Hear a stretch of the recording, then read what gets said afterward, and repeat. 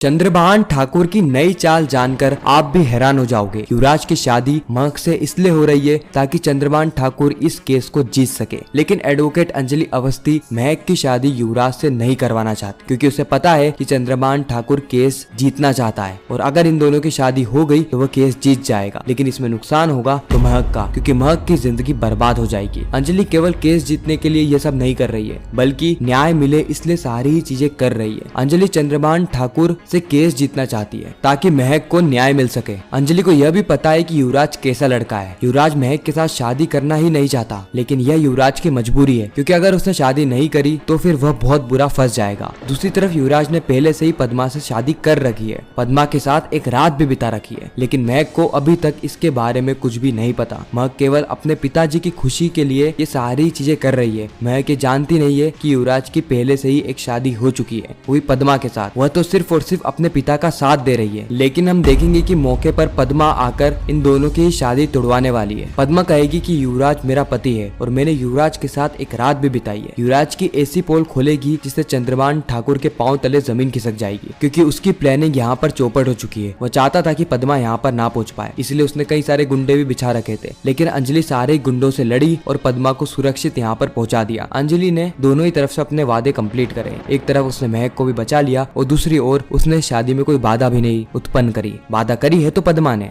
Next target Chandrabhan Thakur का राघव सिंह राजपूत है, क्योंकि राघव सिंह राजपूत के साथ कई सारी टकरार, कई सारी नोकझोंक चंद्रभान ठाकुर की ऑलरेडी हो चुकी है, लेकिन कहीं ना कहीं युवराज की भी गलतियां यहाँ पर है। युवराज इस पूरे ही केस में एक विलन है। तो अब आने वाली कहानी क्या रहने वाली है, बहुत ज्यादा इंटरेस्टिंग रहेगी। आपको यह वीडियो कैसी लगी कमेंट सेक्शन में जरूर बताना। अगर वीडियो अच्छी लगी तो वीडियो को लाइक करके चैनल को सब्सक्राइब करके ज्यादा से ज्यादा लोगों को ये वीडियो शेयर करना ताकि हमारी फिर से मुलाकात हो।